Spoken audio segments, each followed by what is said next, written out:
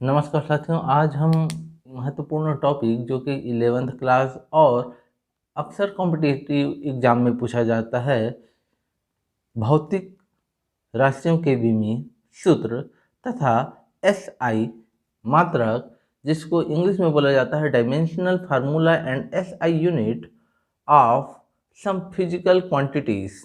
तो देखिए, एकदम सिंपल है इसको याद करना और इसको निकालना। सबसे पहले जैसे कि यहाँ पर बताया जा रहा है क्षेत्रफल, भौतिक राशि के अंतर्गत क्षेत्रफल, तो क्षेत्रफल का सूत्र जो होता है वो क्या होता है, लंबाई गुणा चौड़ाई होता है। हम जानते हैं कि लंबाई को लेंथ से और चौड़ाई को भी लेंथ से ही डिनोट किया जाता है। तो लेंथ इंटू लेंथ ये हो जाएगा लेंथ का स्क्वायर, और चूंकि विमीय सूत्रों को तीन भाग एम, एल और टी के रूप में ही प्रदर्शित किया जाता है, तो चूंकि यहाँ m और t नहीं है इसलिए उनके घात को हम 0 लिखेंगे। और इसका SI यूनिट, चूंकि लंबाई का SI मात्रक जो है मीटर होता है, इसलिए यहाँ पर SI मात्रक क्या हो जाएगा, मीटर स्क्वायर। इसी प्रकार से आयतन, आयतन का जो सूत्र होता है वो होता है लंबाई गुणित चौड़ाई गुणा ऊंचाई, और तीनों को हम L से ही डिनोट करते हैं, इसलिए इसका सिंपल सा सूत्र हो जाएगा L क्यूब। ये तीनों मल्टीप्लाई होकर के L क्यूब हो जाएगा। फिर से यहाँ M और T नहीं है इसलिए उसके घात 0 हो जाएंगे, और इसका SI यूनिट जो है वो हो जाएगा मीटर त्रिघात। इसके बाद अगला जो सूत्र है घनत्व का है, तो घनत्व का सूत्र क्या होता है, द्रव्यमान बटे आयतन। द्रव्यमान को हम इंग्लिश में मास कहते हैं, इसलिए हम हो जाएगा, और आयतन का भी आप लोगों ने विमीय सूत्र निकाला, उस मान को सीधा सीधा यहाँ पर पुट कर देना है। क्योंकि यहाँ L क्यूब जो है नीचे है, इसलिए वो जब ऊपर जाएगा तो उसके घात माइनस हो जाएंगे। तो इस प्रकार से ये हो जाएगा ML-3। अब फिर से चूंकि हमको तीनों भाग के रूप में इसको लिखना है M, L और T के रूप में, तो चूंकि यहाँ T नहीं है इसलिए T की जगह आपको लिख लेना है 0। फिर इसका SI मात्रक, मास है द्रव्यमान, द्रव्यमान का SI मात्रक होता है किलोग्राम, L मीटर है तो मीटर क्यूब हो जाएगा। अब चूंकि यहाँ माइनस में है इसलिए मीटर माइनस क्यूब हो जाएगा घात में। इसके बाद अपेक्षित घनत्व, अपेक्षित घनत्व का जो सूत्र होता है वो क्या होता है, वस्तु का घनत्व बटे जल का घनत्व। अब घनत्व का अभी अभी हमने विमीय सूत्र निकाला ML-3, तो दोनों जगह जब हम इन मानों को रख देंगे तो ये पूरा पूरा कट जाएगा, और एक बार में कटेगा। चूंकि एक आ रहा है तो मतलब न तो M है, न तो L है और ना ही T है, इसलिए इसका जो विमीय सूत्र हो जाएगा वो M0, L0 और T 0 हो जाएगा, जो कि विमाहीन राशि कहलाती है। और चूंकि ये विमाहीन राशि है इसलिए इसका SI मात्रक के अंतर्गत कोई मात्रक नहीं होगा। इसके बाद आपको सूत्र मालूम होगा वेग या चाल का, जिसको हम कहते हैं दूरी बटे समय या विस्थापन बटे समय। तो दूरी या विस्थापन दोनों को L से डिनोट किया जाता है और समय को T से। तो T जब ऊपर चला जाएगा तो ये हो जाएगा माइनस। अब फिर से वही बात, चूंकि यहाँ M नहीं है इसलिए यहाँ M 0 हो जाएगा, और इसका SI मात्रक मीटर प्रति सेकंड के रूप में हो जाएगा, या मीटर सेकंड इनवर्स के रूप में लिखा जा सकता है। इसके बाद अगला जो सूत्र है वो क्या है, त्वरण का है। और त्वरण बराबर क्या होता है, वेग में परिवर्तन बटे समय। अब वेग में परिवर्तन, हमने वेग का सूत्र निकाल दिया LT-1, सीधा सीधा वेग की जगह उस सूत्र को रख देना है, और समय T हो जाएगा। अब फिर से T जब ऊपर जाएगा तो M फिर से यहाँ नहीं है, चूंकि यहाँ T है और यहाँ T माइनस में है, ये ऊपर जाएगा तो एक बार और माइनस हो जाएगा, तो ये हो जाएगा LT-2। M ना होने की वजह से यहाँ हो जाएगा M 0, और ये इसका जो एस आई मात्रक हो जाएगा वो हो जाएगा मीटर प्रति सेकंड स्क्वायर।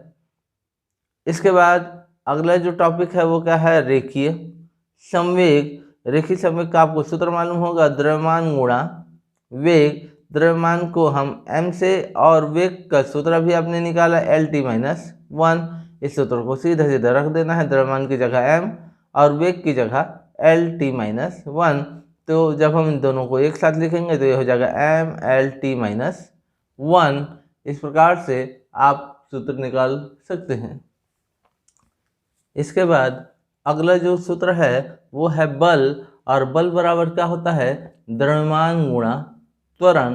द्रव्यमान को हम m से, और त्वरण का सूत्र आपने निकाला L_t-2, दोनों को रख देंगे, फिर m इसके साथ जुड़ करके हो जाएगा m_L_t-2। अब आपको ये मालूम है कि बल का जो SI मात्रक होता है वो होता है न्यूटन, जिससे n से प्रदर्शित किया जाता है। अगला जो सूत्र है वो है आवेग। आवेग बराबर क्या होता है, बल गुणा समय। आपको केवल यही सूत्र याद रखने हैं। अब बल का सूत्र देखिए, आपने ऊपर निकाला m_L_t-2, उसको रख देना है और समय की जगह t रख देंगे, तो ये t फिर इसके साथ जुड़ेगा, लेकिन चूंकि यहाँ t माइनस में 2 बार है तो ये एक बार प्लस में है, ये घट जाएगा और ये क्या बचेगा, m_L_t-1। तो इस प्रकार से आवेग का आपको विमीय सूत्र या डायमेंशनल फार्मूला मिल जाएगा m_L_t-1। और एसआई मात्रक के रूप में, चूंकि बल का एसआई मात्रक न्यूटन होता है, यहाँ समय है तो न्यूटन समय या न्यूटन सेकंड के रूप में हो जाएगा। इस प्रकार से कार्य का सूत्र क्या होता है, बल गुणा विस्थापन। अब बल का अभी आपने निकाला, उस सूत्र को रख दोगे, बल की जगह m_L_t-2, और विस्थापन को हम L से ही डिनोट करते हैं, तो ये हो जाएगा m_L_t-2 और L। फिर ये L इस L से मल्टीप्लाई होकर के L का स्क्वायर हो जाएगा, तो m_L_2t-2 के फॉर्म में आ जाएगा। अब ये कार्य है, और कार्य का जो SI मात्रक होता है वो होता है जूल के रूप में, इसलिए आप इसको जूल के रूप में लिखेंगे। कार्य के बाद अगला जो है आपका क्या है, ऊर्जा। और ऊर्जा होता क्या है, परिभाषा कार्य करने की क्षमता। इसका मतलब जो कार्य का विमीय सूत्र होगा वही सेम टू सेम ऊर्जा का भी विमीय सूत्र होगा। आपको उसके लिए अलग से कोई सूत्र लिखने की जरूरत नहीं है। ऊर्जा के बाद आ जाते हैं सीधा शक्ति में। तो शक्ति क्या होता है, सूत्र होता है कार्य बटे समय, मतलब कार्य करने की दर को शक्ति कहते हैं। तो कार्य का विमीय सूत्र mL2t-2 और समय का t। ये t जब ऊपर जाएगा तो फिर से यहाँ माइनस 2 बार में है, ये यहाँ से ऊपर जाएगा तो ये भी माइनस में जाएगा, तो क्या हो जाएगा mL2t-3 के रूप में हो जाएगा। और शक्ति का जो SI मात्रक होता है वो होता है वाट, जिसको हम W से डिनोट करते हैं। शक्ति के बाद अगला जो पार्ट आता है वो है दाब। और दाब बराबर क्या होता है, बल बटे क्षेत्रफल। तो बल का फिर से विमीय सूत्र आपको मालूम है mL_t-2, और क्षेत्रफल का भी आपने निकाल लिया L2। ये ऊपर जा करके एक बार इसके साथ घट जाएगा और एक बार फिर माइनस में बचेगा, तो ये क्या हो जाएगा mL-1t-2। अब बल का जो ऐसे मात्रक होता है वो न्यूटन, और क्षेत्रफल का क्या होता है, मीटर स्क्वायर, तो न्यूटन प्रति मीटर स्क्वायर के रूप में हो जाएगा ये। इसके बाद अगला जो है वो क्या है, प्रतिबल। तो प्रतिबल बराबर भी जो सूत्र होता है वो होता है बल बटे क्षेत्रफल। तो जो सूत्र आपका दाब का है वही सूत्र प्रतिबल का भी है। जब सूत्र दोनों का सेम है तो विमीय सूत्र भी सेम होगा, और जब विमीय सूत्र भी सेम है तो आपका SI मात्रक भी सेम होगा। इसके बाद अगला हम आते हैं किसमें, विकृति। अब विकृति क्या होता है, लंबाई में प्रारंभिक परिवर्तन बटे प्रारंभिक लंबाई, या लंबाई में परिवर्तन बटे प्रारंभिक लंबाई। तो चूंकि दोनों ही लंबाई पर आधारित है तो लंबाई और लंबाई ऊपर नीचे से कट जाएगा, और कितने बार में कटेगा, एक बार में। अब चूंकि एक आया, इसका मतलब m, l और t का कोई वैल्यू प्राप्त नहीं हो रहा है, तो ये एक विमाहीन राशि हो जाएगा, m0, l0 और t0 के रूप में लिखेंगे। और जब ये विमाहीन राशि है, इसका मतलब इसका SI मात्रक ही नहीं होगा।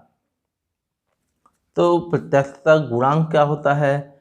प्रतिबल बटे विकृति। अब प्रतिबल का जो सूत्र है वो दाब का ही सूत्र है, मतलब प्रत्यास्थता गुणांक का जो सूत्र होगा वो दाब बटे विकृति हो जाएगा। विकृति का बीमी सूत्र आपने देखा m0 l0 t0, और जो दाब है उसका सूत्र क्या है m(l-1 t-2)। तो जो सूत्र आपका दाब का है वही सूत्र प्रत्यास्थता गुणांक का भी होगा। देख सकते हैं, इस प्रकार से मान रखना है और यही जैसे का तैसा प्राप्त होगा।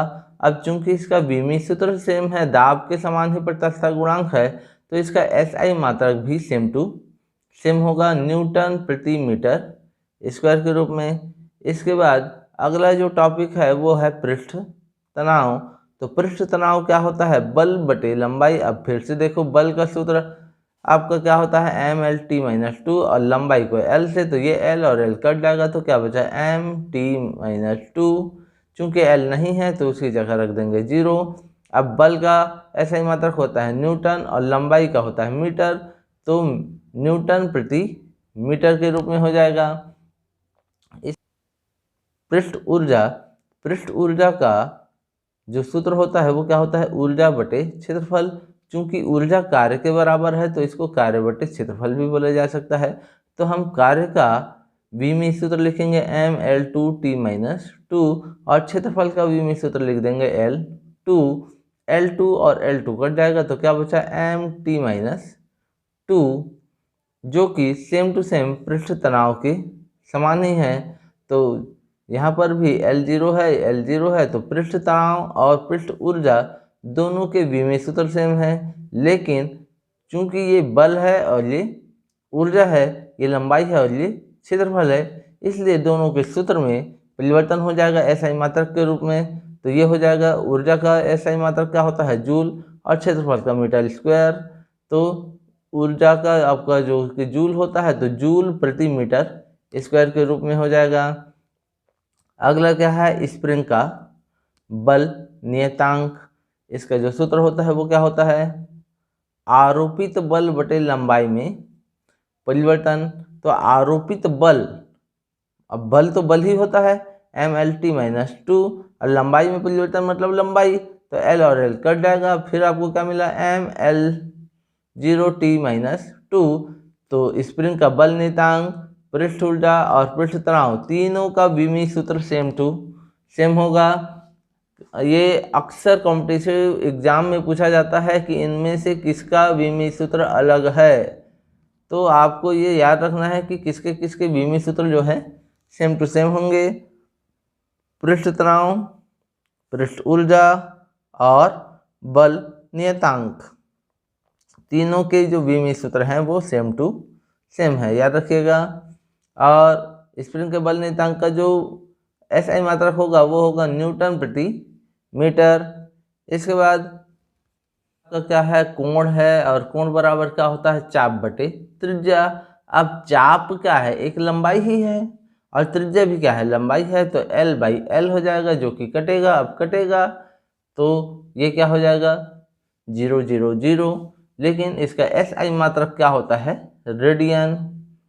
विमीय सूत्र सबका 0 हो जाएगा, इसको हम विमाहीन राशि भी कह सकते हैं। इसके बाद कोणीय वेग। अब कोणीय वेग बराबर क्या होता है? कोण बटे समय। तो कोण का क्या हुआ? अभी हमने देखा विमीय सूत्र 0, तो ये 0 हो जाएगा, और समय का t, तो ये t चला जाएगा ऊपर जाएगा, मतलब t इनवर्स हो जाएगा। तो कोणीय वेग का जो विमीय सूत्र हो जाएगा वो क्या हो जाएगा? m0 l0 t-1, और इसका जो एसआई मात्रक होता है वो होता है रेडियन प्रति सेकंड।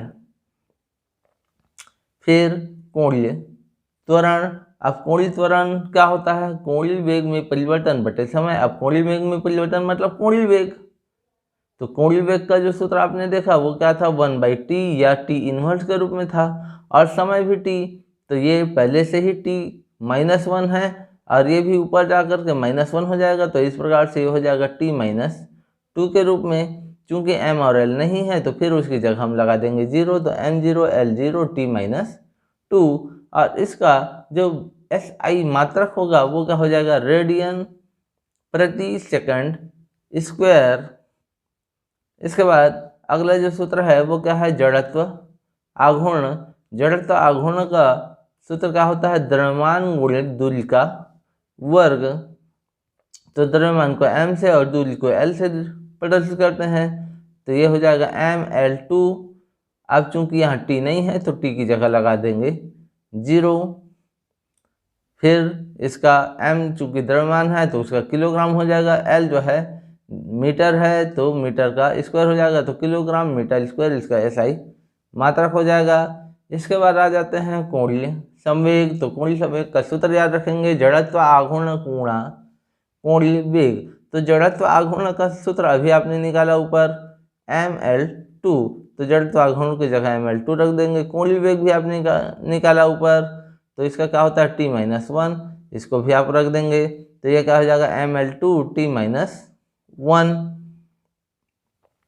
तो अब इसका SI मात्रक, m चूंकि द्रव्यमान है तो किलोग्राम हो जाएगा, l मीटर हो जाएगा तो मीटर स्क्वायर, और t चूंकि समय है तो सेकंड में हो जाएगा, तो किलोग्राम मीटर स्क्वायर प्रति सेकंड के रूप में हो जाएगा।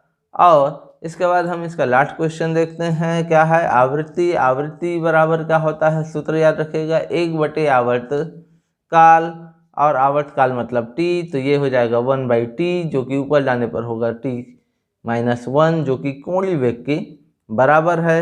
लेकिन यहाँ पर SI मात्रक जो है आवृत्ति का हर्ट्ज या सेकंड इनवर्स होता है।